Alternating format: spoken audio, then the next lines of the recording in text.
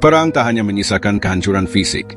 Ratusan juta jiwa menderita, keluarga terpisah, dan dunia dipenuhi dengan kehancuran yang tak terbayangkan. Perang ini tak pandang bulu. Warga sipil, anak-anak, dan orang tua turut merasakan dampaknya. Perang Dunia Kedua mengajarkan kita satu hal, bahwa meski dunia bisa terpuruk, semangat manusia untuk berdamai selalu ada. Ini adalah kisah tentang penderitaan, tetapi juga tentang harapan, tentang bagaimana kita memilih untuk membangun masa depan. Film ini wajib banget kalian tonton karena diangkat dari kisah nyata selama Perang Dunia Kedua, berlatar di Belarusia pada tahun 1941. Film ini mengikuti pertempuran sengit di Benteng Brest, sebuah benteng militer yang menjadi salah satu simbol perlawanan gigih terhadap invasi Jerman Nazi. Film ini menggambarkan kegigihan dan daya juang manusia dalam menghadapi keputusasaan dan pertempuran yang tampaknya tidak bisa dimenangkan. Sebelum lanjut, sebaiknya kalian subscribe dulu, agar tidak ketinggalan cerita seru selanjutnya. Film bermula pada 21 Juni tahun 1941 di Taman Kota Brest. Semua orang sedang berdansa sambil diiringi alunan musik. Terlihat pula seorang prajurit muda bernama Sasha Akimov yang sedang memainkan alat musiknya. Sasha sendiri merupakan anggota peleton musik dari Resimen 333, sementara kedua orang tuanya sudah terbunuh di Spanyol pada tahun 1937. Saat ini Sasha hanya tinggal berdua dengan kakaknya yang bernama Andrei Akimov. Terlihat juga seorang anak perempuan bernama Anya, di mana Sasha dan Anya terlihat saling menyukai satu sama lain. Tak lama kemudian Sasha pun pergi meninggalkan grup musiknya. Akimov lalu menghampiri Sasha untuk segera kembali ke grup musiknya. Akan tetapi Sasha menolaknya dan langsung pergi. Шагом марш! А еще брат называется. Setelah itu Sasha kembali ke Benteng Brest yang merupakan markas Uni Soviet sekaligus tempat tinggalnya. Benteng Brest merupakan tempat yang sangat luas, di mana isinya adalah para tentara Uni Soviet beserta keluarga mereka masing-masing.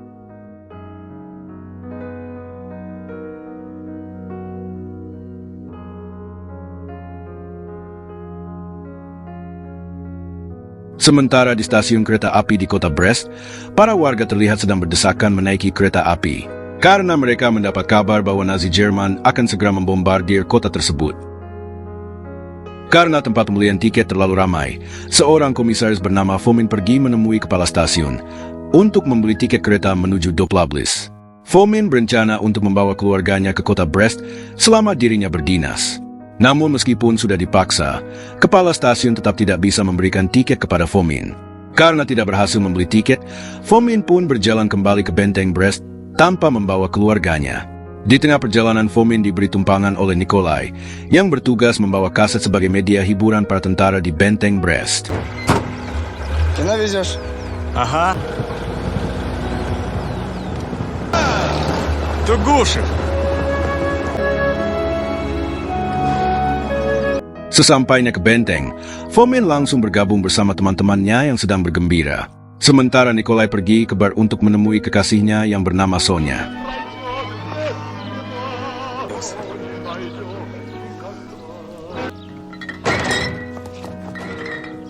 Sedangkan di kantor Letnan Feinstein, dia memanggil seorang komandan resimen Mayor Piotr Gavrilov. Letnan Feinstein menuduh Piotr telah menyebarkan kepanikan kepada masyarakat atas berita kedatangan tentara Jerman ke Benteng Brest.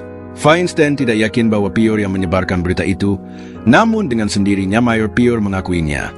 Piotr yakin sebentar lagi pasukan sekutu akan menyerang Benteng Brest. Ia juga menjelaskan jika pasukan Jerman menyerang maka akan membutuhkan waktu yang cukup lama untuk mengevakuasi 8.000 jiwa melalui gerbang utama. Namun sang letnan mengatakan bahwa pasukan darat Uni Soviet mampu memberi bantuan, apalagi tembok pertahanan mereka sangat sulit ditembus oleh musuh. Mendengar jawaban Letnan Feinstein, Mayor Piotr yang kecewa pun langsung pergi dengan dipenuhi amarah. И наш разговор считаю для себя очень полезным. Разрешите идти, товарищ лейтенант? Pada malam harinya, Sonya menemani Nikolai yang sedang memutar kaset untuk menghibur para tentara Soviet.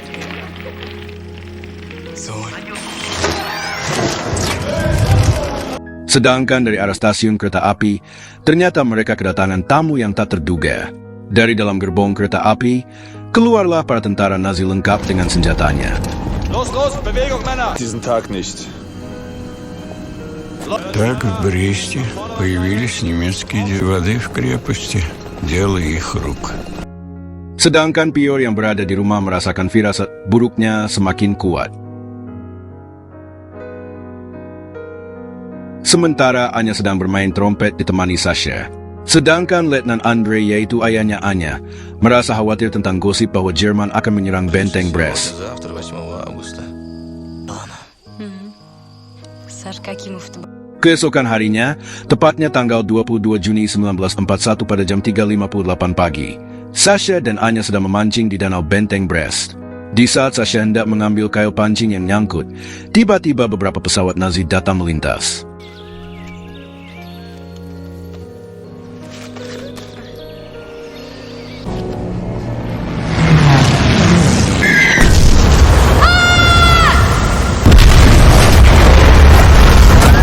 Kota Brest pun seketika menjadi porak-poranda akibat serangan udara tentara Nazi.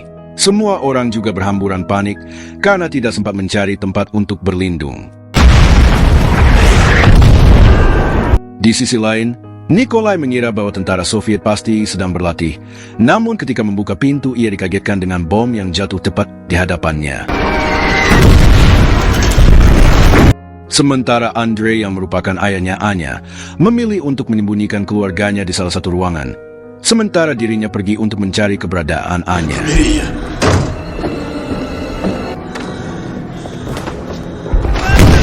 Begitu juga dengan Mayor Pior yang berusaha membawa anak dan istrinya ke tempat perlindungan. Nikolai yang masih berada di luar mencoba menyelamatkan diri dengan bersembunyi di bawah mobil. Sedangkan Sonia yang masih berada di gedung bioskop harus terjebak reruntuhan karena tidak sempat keluar menyelamatkan diri.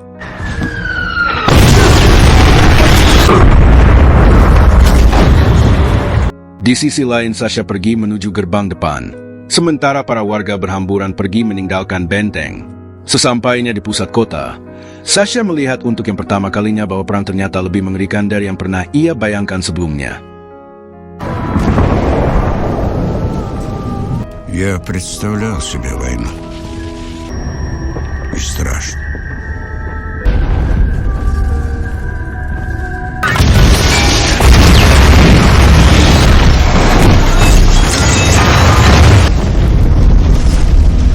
Так было. Sementara di benteng bagian timur, para prajurit berebut senjata untuk melawan tentara Nazi. Sasha yang sampai di sana juga berniat mengambil senjata.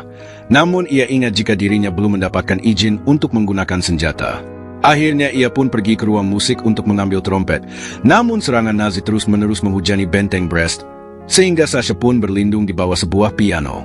Tak berselang lama, seorang prajurit yang tengah bersembunyi terlihat senang di saat Nazi menghentikan serangan udara. Keesokan harinya, pasukan Angkatan Darat Nazi sudah mulai berdatangan menggunakan sebuah perahu karet.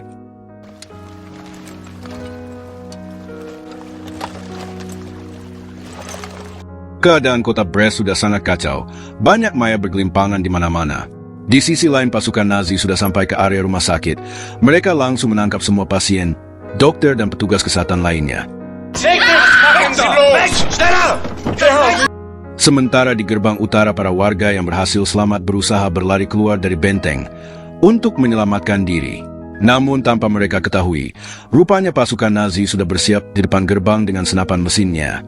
Dan ketika para warga keluar dari benteng, pasukan Nazi pun langsung menembaki mereka dengan membabi buta.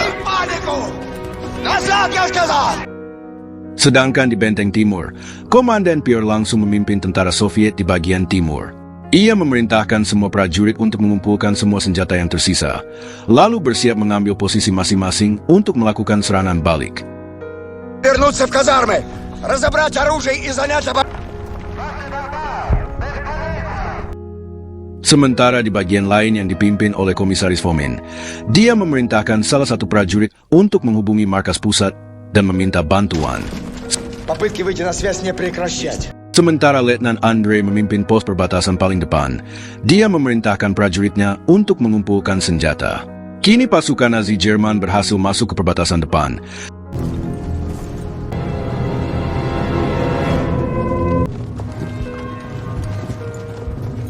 Terlihat pula Nikolai yang ternyata masih hidup sedang bersembunyi di bawah reruntuhan. Melihat pasukan Nazi sudah memasuki perbatasan, Letnan Andre dan pasukannya pun nekat akan menyerang pasukan Nazi, walaupun mereka kekurangan senjata.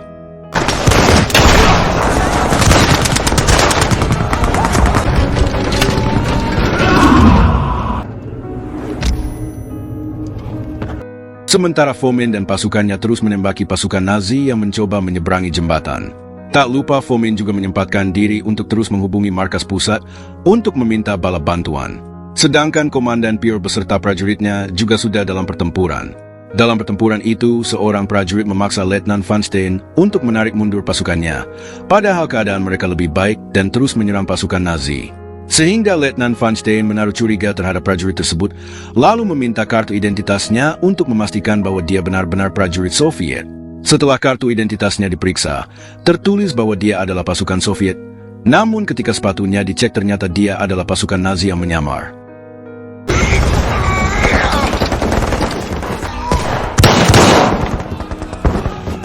Sedangkan Letnan Andre dan pasukannya masih terus melakukan penyerangan. Saat itu Nikolai memanfaatkan kesempatan untuk pergi ke gedung bioskop dan menyelamatkan Sonya. Sesampainya ke gedung bioskop, Nikolai pun mencoba membuka pintu kamarnya yang sudah tertutupi reruntuhan bangunan. Letnan Andre dan pasukannya akhirnya berhasil memukul mundur pasukan Nazi. Namun pasukan Nazi yang tersisa rupanya bersembunyi ke gedung bioskop tempat Nikolai dan Sonya berada. Tentara Nazi menemukan Nikolai dan langsung memukul serta melemparnya ke lantai bawah.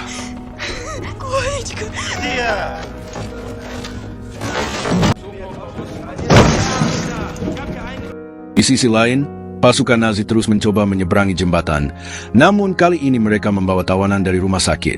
Akhirnya Komisaris Fomin dan seorang sersa memberanikan diri untuk menemui para tawanan tersebut, lalu menyuruh prajuritnya untuk menyebar di setiap jendela. Fomin pun turun ke bawah sambil mengangkat kedua tangannya.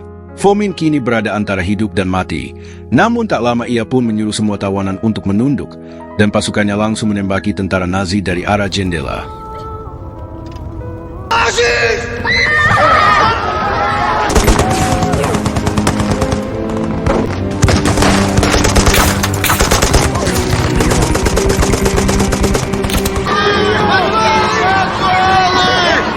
Akhirnya pasukan Nazi pun berhasil dikalahkan dan hanya satu orang yang berhasil kabur.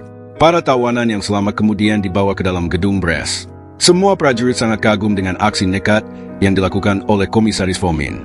Fomin kemudian menyuruh salah satu prajuritnya yang bernama Oka untuk melihat kondisi pusat kota Brest. Saat di tengah perjalanan, Oka melihat mayat-mayat bergelimpangan di mana-mana. Sesampainya di pintu gerbang Brest, ia pun berhenti karena gerbang itu tertutupi oleh gundukan mayat yang memenuhi gerbang tersebut, sehingga ia pun terpaksa kembali ke benteng Brest. Setelah Oka pergi dari sana, tank Nazi pun memasuki benteng Brest dengan melindas semua mayat yang menghalangi jalannya.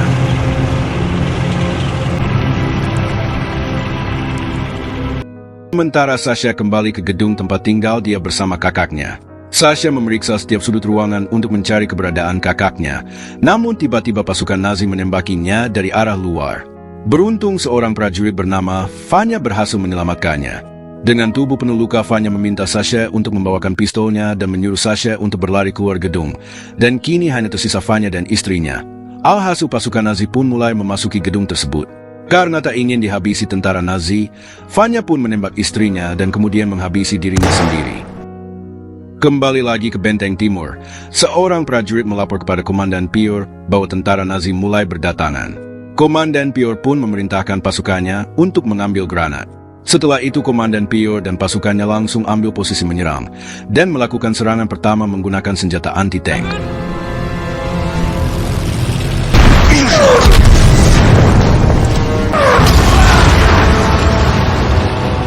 Tak lama kemudian tank tempur tentara Nazi langsung melakukan serangan balik.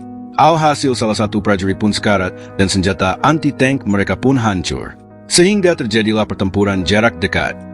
Cordon granate.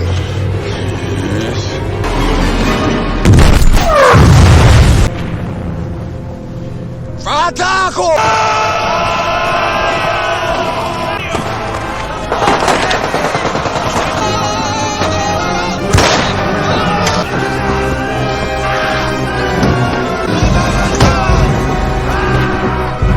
Akhir dari pertempuran ini, Uni Soviet berhasil memenangkan pertempuran. Namun Komandan Pierre menemukan kakaknya Sasha sudah terluka sangat parah hingga akhirnya ia pun tewas. Первый приказ об отступлении. Pada tanggal 22 Juni 1941, tepatnya pukul 11 siang, tentara Nazi meminta prajurit Soviet untuk menyerah. Sementara di sisi lain, seorang prajurit terus bertanya kepada Letnan Feinstein mengenai bala bantuan yang tak kunjung datang. Pada malam harinya, Komandan Pierre dan pasukannya yang masih tersisa menguburkan para prajurit yang telah gugur. Kemudian salah satu prajurit mengatakan bahwa stok air mereka hanya cukup untuk 1 hari saja. Sedangkan Letnan Andre pergi ke tempat persembunyian keluarganya. Setelah masuk ia pun kaget karena ada banyak warga sipil yang juga berlindung di sana. Karena bangunan itu akan segera roboh, Andre pun mengajak keluarganya dan semua orang untuk berlindung di ruang bawah tanah. Подвал казармы до прихода наших.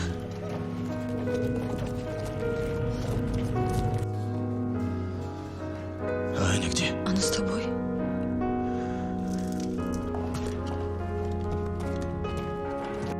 Sementara Sasha terlihat kebingungan harus pergi kemana lagi, sehingga keesokan paginya ia pun tertidur bersama mayat-mayat. Dan ketika terbangun ia melihat beberapa tentara Soviet dan warga sipil berjalan menuju pasukan Nazi, karena mereka memilih untuk menyerah daripada harus tewas. Melalui pengeras suara, pasukan Nazi mengatakan bahwa tujuannya adalah ingin membebaskan kota Brest dari kaum Yahudi. Мы пришли, чтобы основать новую жизнь, без каторжных. Setelah itu, Sasha pun pergi menemui Letnan Andre untuk menanyakan di mana keberadaan Anya. Namun Andre tidak menghiraukan pertanyaan tersebut karena ia juga tidak tahu di mana keberadaan Anya. Я видела, она к вам побежала. Пусти! Sementara itu di gedung bioskop, Nikolai terbangun dari pingsannya. Dia menyaksikan kekasihnya sedang disiksa oleh tentara Nazi. Namun ia malah memanfaatkan kesempatan itu untuk melarikan diri. Lalu disusul oleh Sonya yang juga berlari keluar untuk menyusul Nikolai. Namun sialnya Sonya gagal dan diseret kembali ke gedung bioskop.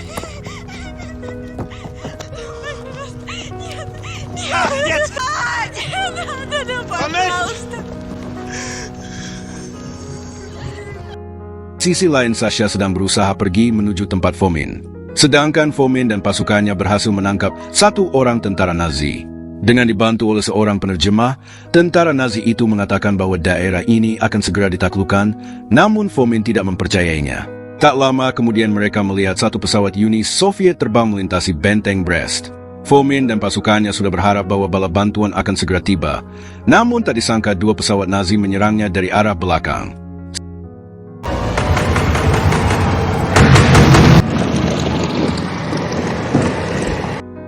Setelah mendarat menggunakan parasutnya, pilot ini lalu diselamatkan oleh pasukan Fomin. Fomin lalu bertanya kenapa pusat komando tidak mengirimkan bala bantuan, dan Korlin pun mengatakan bahwa pusat komando telah dikuasai oleh Nazi. Mendengar jawaban itu, para prajurit Soviet pun menjadi putus asa.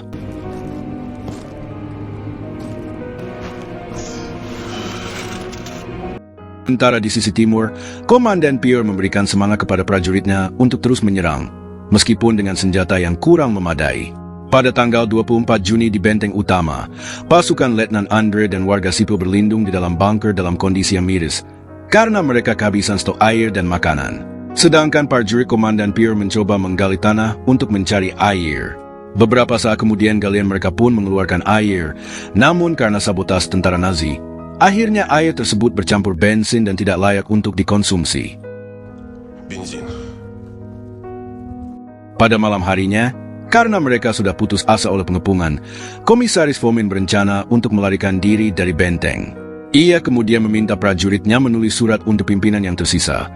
Surat itu berisi ajakan untuk menyerang secara bersama-sama dan bergabung dengan unit yang lain.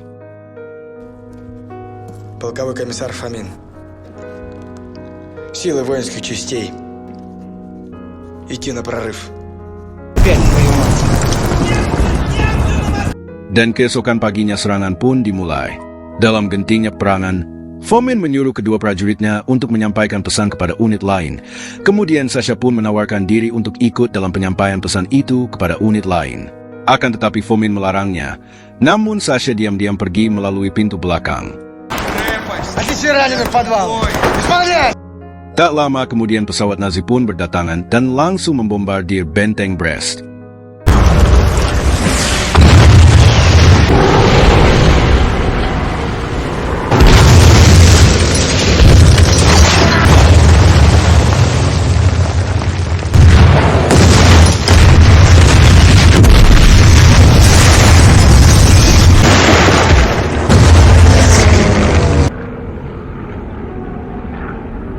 Akibat ledakan itu membuat gendang telinga Sasha pecah dan kini ia kesulitan mendengar. Я знал, что со мной ничего не случится. Доставить этот приказ. Kini Sasha mulai bergerak melanjutkan perjalanannya dan memasuki gedung untuk menghindari tembakan tentara Nazi. Dan saat itu secara kebetulan Sasha melihat Anya terbangun dari pingsannya di bawah puing reruntuhan. Anya yang sudah dalam keadaan syok tak sanggup mengucapkan sepatah kata pun. Tak lama kemudian mereka mendengar suara langkah kaki tentara Nazi yang masuk ke rumah tersebut.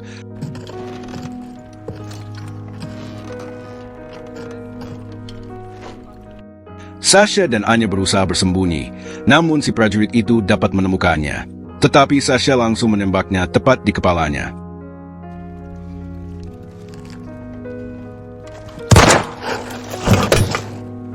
Setelah itu Sasha memperingati Anya agar tetap sembunyi, karena ia akan melanjutkan misinya menyampaikan pesan dari unit lain tentang rencana penerobosan. Его доставить. Слышишь? Pertama Sasha pergi ke pusat kota, namun setelah tiba di sana, ia hanya menemukan deretan mayat prajurit yang telah gugur.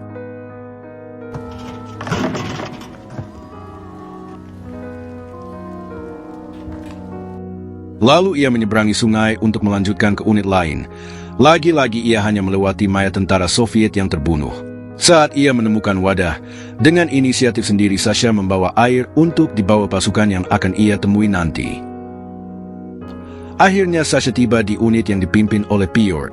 Semua prajurit kaget melihatnya, karena Sasha bisa berhasil memasuki mereka. Lalu Sasha memberi air yang ia bawa dan menyampaikan pesannya.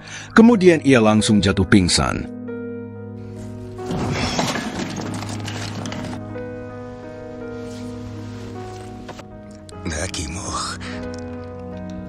Pada tanggal 25 Juni tahun 1941 di jam 1.55 pagi, semua pasukan Piotr sudah bersiap melakukan terobosan.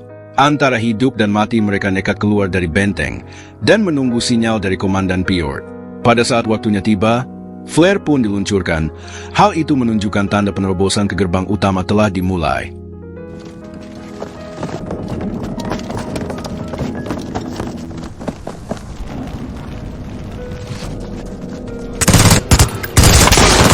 Dari arah jembatan, kompi Fomin sudah disambut oleh artileri Nazi. Mereka ditembaki tanpa henti sehingga banyak prajurit Fomin yang tewas. Sedangkan Komandan Piotr, mereka pun diserang dari arah bukit dan jadi sasaran empuk bagi tentara Nazi untuk menghabisi tentara Soviet.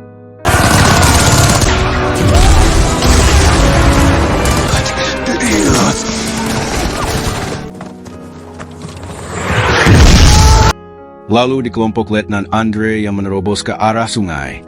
Mereka juga bernasib sama dengan unit lain. Mereka dihabisi di dalam air oleh pasukan Nazi yang sudah bersiap di seberang sungai. Akhir dari penerobosan itu, ketiga unit diperintahkan untuk mundur dari rencana. Ketiga pimpinan benteng Brest harus mengakui kekuatan dari tentara Nazi dan menarik mundur pasukan ke dalam gedung.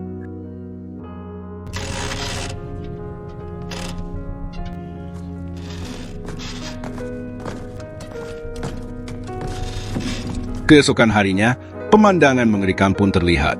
Banyak mayat berserakan di mana-mana dan tubuh yang sudah hancur.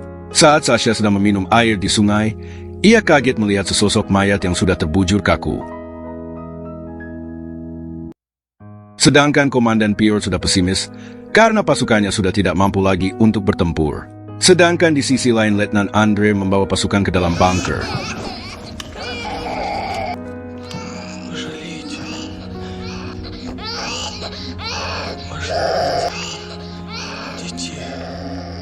Di sisi lain Sasha masih berjalan ke tempat Anya. Di dalam reruntuhan yang terbakar ia berusaha mencari Anya, dan akhirnya Sasha berhasil menemukan Anya yang sudah terbujur lemah.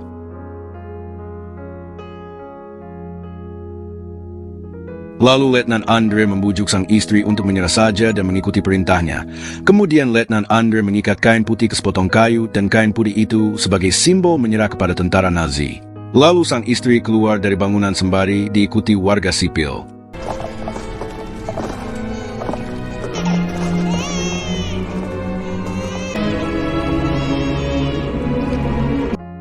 Kini Sasha tiba di gedung pertahanan utama dan mereka melihat warga berjalan menyerah kepada Nazi. Saat melihat anaknya masih hidup, Letnan Andre langsung menghampiri Anya. Kemudian Letnan Andre mengatakan kepada Sasha untuk menyerah kepada Nazi. Lalu mereka berdua mengikuti para warga untuk menyerahkan diri.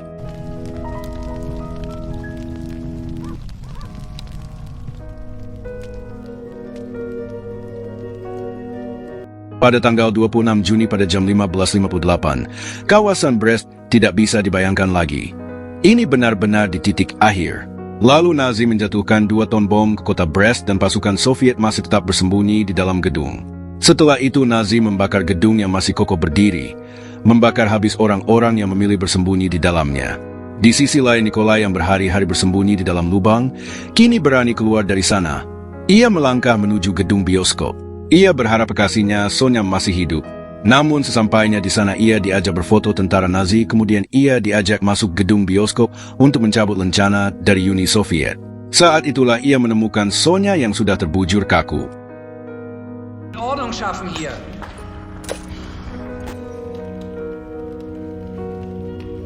Kemudian ia menemukan sebuah granat, dan dari granat inilah ia berpikir untuk balas dendam atas kematian Sonya. Di saat pimpinan pasukan Nazi datang meminta lencana yang sudah dikumpulkan, disitulah Nikolai langsung meledakkan granatnya. Pada akhir Juni, Komisaris Fomin dieksekusi mati oleh regu tembak di gerbang. Sedangkan di gerbang timur, sang komandan meminta prajuritnya keluar dari benteng satu persatu, kemudian ia memeluk prajuritnya sebagai tanda perpisahan. Sedangkan di gerbang pertahanan utama, Letnan Andre terlihat sedang luka parah dan juga dikejutkan saat melihat Sasha datang sambil membawa botol air. Sasha tetap memilih untuk perang dan membantu pasukan, dan Letnan Andre memberi bendera putih untuknya karena Saska pasti berhasil kabur melewati gerbang. Dan Letnan Andre berjuang sambil titik darah penghabisan. Ketiga pimpinan pertahanan diberikan gelar pahlawan oleh Uni Soviet. Akhir dari pertempuran benteng Brest dimenangkan Nazi Jerman. Dan Sasha yang berhasil melarikan diri terus berjalan sampai akhirnya terlihat Sasha yang sudah lanjut usia, dan memberikan cerita ke cucunya sebuah kenangan yang tidak dapat dilupakan seumur hidup. Dan film pun selesai. Semoga dapat diambil pelajarannya dan sampai jumpa di alur cerita seru selanjutnya.